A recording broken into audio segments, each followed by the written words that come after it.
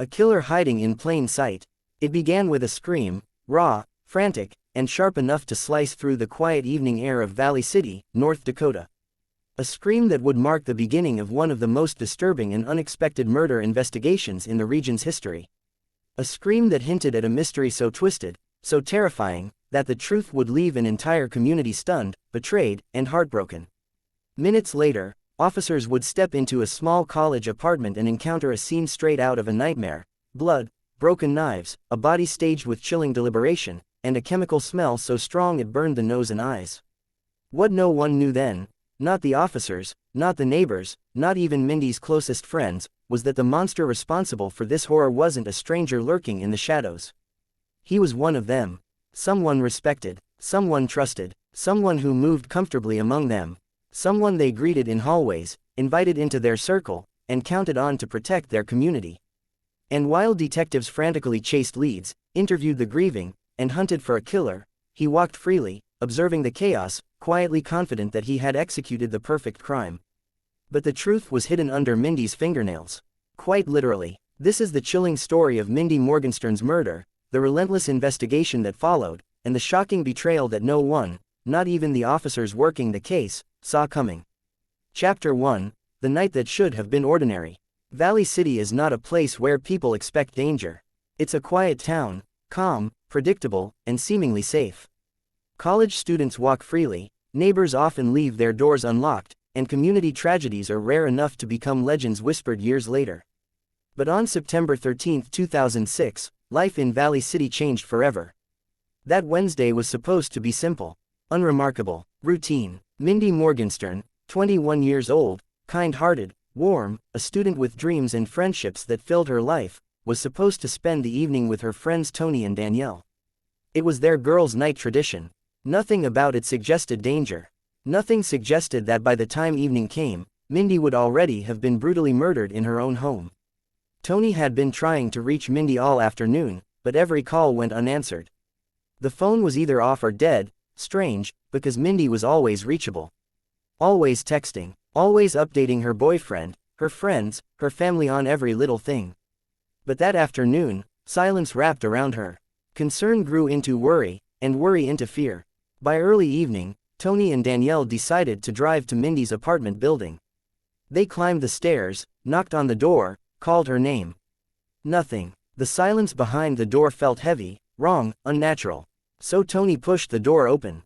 What she saw would haunt her forever. Chapter 2: The Scene of a Nightmare. When Tony flipped the light switch, the brightness exposed a horror that shattered the calm fabric of Valley City. Mindy lay on her back on the apartment floor, lifeless, brutally attacked, her throat savagely cut. A white belt was wrapped around her waist. One knife remained embedded in her neck. Another lay nearby, broken from the force of the assault. But the strangest element of the scene wasn't the blood. It wasn't the broken knives. It wasn't even the brutality. It was the smell. A powerful, unmistakable chemical odor, pine sol, filled the apartment so strongly that first responders gagged as they entered. A bottle of the cleaner was tucked in the crook of Mindy's arm, almost as though someone placed it there deliberately. Was it an attempt to destroy evidence? To degrade DNA? To dishonor the body? Or something more personal? Detectives couldn't know yet, but every strange detail mattered. And there were many. There were no signs of forced entry. No signs of a burglary. No signs that Mindy had been robbed. Her wallet, phone, and purse were untouched on the floor near her body. But something was missing. Her photographs. Many framed pictures were either removed or smashed, especially photos showing Mindy with friends or loved ones. Glass was missing from frames. Pictures were gone entirely. It was unusual, intimate, almost obsessive. Was it a jealous ex? A stalker? A secret lover? Someone who wanted to erase their own presence from her life? Or someone who couldn't stand the sight of her smiling with others? Detectives didn't know yet, but they suspected that whoever killed Mindy was someone who knew her. And cared too much, or hated too deeply, or both. Chapter 3: A Small Community Shaken. The discovery of Mindy's body spread like wildfire. In a town this small, tragedy doesn't stay quiet. Within hours, neighbors gathered, lights flickered from police cruisers, and the first wave of disbelief settled into heartbreak. Detectives moved fast. Because of the strong chemical odor and statements from neighbors who said they smelled pine sol earlier in the day, investigators determined that the murder likely happened between 12:45 p.m. and 1:30 p.m., a narrow window. At the autopsy, they found something crucial. Under Mindy's fingernails, stuck deep beneath the edges, were tiny fragments of skin. Signs of a desperate struggle. Signs that she fought back hard. Signs that she clawed at her killer with everything she had. Those scrapings were sent for DNA analysis, evidence that would eventually blow the entire case open. But first, detectives had to face the endless list of potential suspects. People who knew Mindy, people who lived near her, people who loved her, and people who secretly fixated on her. This was no longer just a murder. This was a labyrinth. Chapter 4, the first suspect emerges. The neighbor who touched the body. One of the first people to be questioned was Robert Lind, a neighbor who had responded when he heard Tony screaming from the apartment. At first glance, he seemed like a concerned bystander. But his behavior at the scene was strange. He had touched the body. Not gently, not in shock, he physically moved Mindy, pressed her arm, and handled things around her. This was odd at best, suspicious at worst. Why would someone touch a murder victim unless they were trying to stage the scene, remove evidence, or claim innocence through concern? Even stranger, detectives noticed fresh scratches on his hands. Raw, red, and inconsistent with his story that he'd only checked for a pulse. When asked, Robert became defensive. When asked for DNA, he tried to explain away every movement he'd made at the crime scene, down to nearly reenacting how he touched the door, the floor, the arm. Suspicious behavior, yes. Conclusive, no. But Robert remained one of the earliest and strongest suspects. Chapter 5, a second suspect. The officer's attention turns upward. While investigating Robert, another man caught their attention, someone whose behavior at the scene stood out to Mindy's friends. Maurice Mo Gibbs, age 34. A corrections officer. A man with authority, discipline, and a uniform. He lived directly above Mindy's apartment. At the crime scene, while chaos unfolded, Mindy's friend Lacey noticed something very strange. Amid police movement, crying neighbors, and flashing lights, Mo walked casually through the scene carrying a laundry basket, as if nothing were happening. Unbothered, detached, almost rehearsed. Detectives interviewed him. He was polite, calm, helpful. He voluntarily provided DNA and answered every question, mostly. He claimed he barely knew Mindy. Only in passing, only as neighbors. But two things about him caught detectives' attention. 1. His criminal past. Mo admitted he had been dishonorably discharged from the military for assault.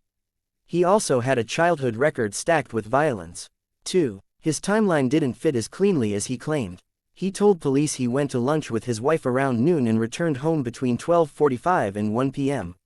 That was exactly the murder window. He lived above Mindy. He was home during the killing timeframe. He had a violent history. And yet, he seemed confident, relaxed, cooperative. Too cooperative. Detectives added his name to the suspect list, though at the time, he seemed like one of many. They had no idea how deeply involved he truly was. Chapter 6, the boyfriend and the ex, love, jealousy, and red flags. A murder investigation almost always begins with the people closest to the victim. So detectives sought out two key people. 1. Jordan Reinhardt, Mindy's current boyfriend. 2. Kyle Kusnia, her ex-boyfriend. Both relationships held emotional complexity. Both men had motives rooted in passion. And both had alibis, at least initially. Jordan, the boyfriend who loved her deeply. Jordan described their last night together. They had gone to a store, rented a movie, watched it, and said goodnight around 10:45 p.m. The next day, Mindy only contacted him once, a short, unexpected silence from someone who typically communicated constantly. Jordan told detectives he was working on his family farm at the time of the murder. His family confirmed it. He willingly submitted DNA and even took a polygraph. He passed. With no criminal history, no suspicious behavior, and no forensic evidence tying him to the crime, Jordan was removed from the suspect list. Kyle, the ex who still lingered in her life. Kyle and Mindy had dated for nearly 3 years. Their relationship was tumultuous, filled with jealousy, arguments, reconciliations, and emotional highs and lows. During questioning, Kyle revealed something that made detectives' ears perk up. Mindy had been talking frequently with Kyle's father, Rodney. Why would a young woman maintain such close contact with her ex's father? Especially for long phone calls. especially when it created tension in Kyle's own family. Even Kyle admitted it was weird, unsettling, and damaging to his relationship with Mindy. Detectives now had a new figure to look at. Chapter 7, The Father with Too Much Interest. When Rodney Ksnia came in for questioning, detectives expected a straightforward interview. But the more Rodney talked, the more uneasy they became. He said Mindy reminded him of his wife, when she was younger. He called her frequently, sometimes late at night. He had long, personal conversations with her even after Kyle and Mindy broke up. And the night before Mindy died, Rodney had left her a voicemail that detectives found unnerving. Too emotional, too intimate, too calculated, they weren't sure, but Rodney provided DNA, answered their questions, and left. Now the suspect list was 4 names long. Robert Lind, Kyle Ksnia, Rodney Ksnia, Mo Gibbs, and detectives still felt like they were blind in the dark. But soon, a 5th suspect would surface, someone who inserted himself into the periphery of Mindy's life without anyone noticing. Chapter 8, The Drifter Across the Street. A tip came in from someone unexpected, Mindy herself. 2 or 3 weeks before she died, Mindy told a coworker she felt she was being followed. At the time, it was brushed off as paranoia. Now, detectives couldn't ignore it.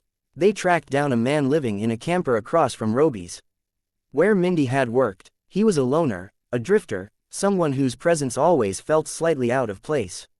During questioning, detectives noticed. He was evasive, he contradicted himself, he had fresh scratches on his arm. When asked about them, he claimed he hurt himself while changing an oil filter. Possible, sure. Convincing, not really. He denied knowing Mindy, denied ever visiting Roby's, denied everything, but he, too, gave DNA. And now the list was 5. Detectives were overwhelmed, exhausted, and running out of leads. They needed the DNA results. Everything depended on them. Chapter 9, The Truth Under Her Fingernails. On September 18, 2006, 5 days after the murder, the DNA results came back. 4 samples were not a match. 1 sample matched perfectly. Investigators ran it twice, then a 3rd time. The results were identical each time. The killer wasn't the boyfriend, nor the ex-boyfriend, nor the father, nor the drifter, nor the neighbor who touched the body. It was the man no one suspected. The man who helped carry out the investigation. The man who smiled calmly while giving his DNA. Maurice, Mo, Gibbs. A corrections officer. A trusted member of the community. A man who walked freely among the officers investigating the very crime he committed. The betrayal was staggering. The shock was paralyzing. But the truth was undeniable. Mindy fought back, and she took a piece of her killer with her. Chapter 10, The Interrogation That Unraveled a Monster. Detectives called Mo back in, acting as if nothing was wrong. They needed him comfortable, unworried, confident that he was still untouchable. He took a polygraph, and he failed spectacularly, especially on questions about the belt, the method of attack, whether he knew details only the killer would know. Detectives revealed the truth. His DNA was found under Mindy's fingernails. Mo stared blankly, denied everything, and tried to insist it was impossible. But the evidence didn't lie. And then detectives hit him with another blow. His DNA also matched an unsolved sexual assault case from Fargo in 2004. Mo wasn't just a murderer. He was a serial predator. He'd been hiding in plain sight for years. Chapter 11, The Arrest and the Horrors That Followed. When officers placed Mo in handcuffs, the reality sunk in. A man they worked with. A man they trusted. A man who walked their halls with a badge and a title, was a killer. But the nightmare wasn't over. Once Mo was publicly named as the suspect, something shocking happened. 6 women from the Barnes County Jail came forward, accusing him of raping them while he was employed as a corrections officer. 6 victims, 1 killer, and likely more that would never come forward. Mo had been living a double life, with a friendly smile, a uniform, and a dark, violent secret simmering beneath the surface. At trial, Mo's defense attempted a final trick. They brought in a supposed DNA expert, a man who turned out to be an actor from the old TV show Quincy, running a fake crime lab. The fraud collapsed quickly. So did Mo's defense. Chapter 12, Justice for Mindy. On November 20, 2007, Maurice, Mo, Gibbs was convicted of first-degree murder of Mindy Morgenstern, multiple counts of sexual assault. He was sentenced to life in prison without the possibility of parole. He remains in the North Dakota State Penitentiary. He never confessed. Never apologized. Never explained why he did it. Never admitted to the assault victims. The truth died in him. But justice lived on. Chapter 13, The Girl Who Should Have Had a Future. Mindy Morgenstern was more than a victim. She was kind, bubbly, smart, compassionate, the type of person who lit up every room she entered. Her death broke the hearts of everyone who knew her. Her story still shakes her community today. But because she fought back, because she refused to surrender, her killer was caught. And because she left pieces of him beneath her nails, he will never walk free again. Her voice was silenced, but her courage spoke louder than any scream. Epilogue, the tragedy that changed a community. The murder of Mindy Morgenstern exposed failures. Background checks that weren't thorough enough. A system that allowed a violent offender to change his name unnoticed. A jail that gave power to a man who abused it. Warning signs that were ignored. A community unaware that danger lived upstairs. But it also revealed strengths.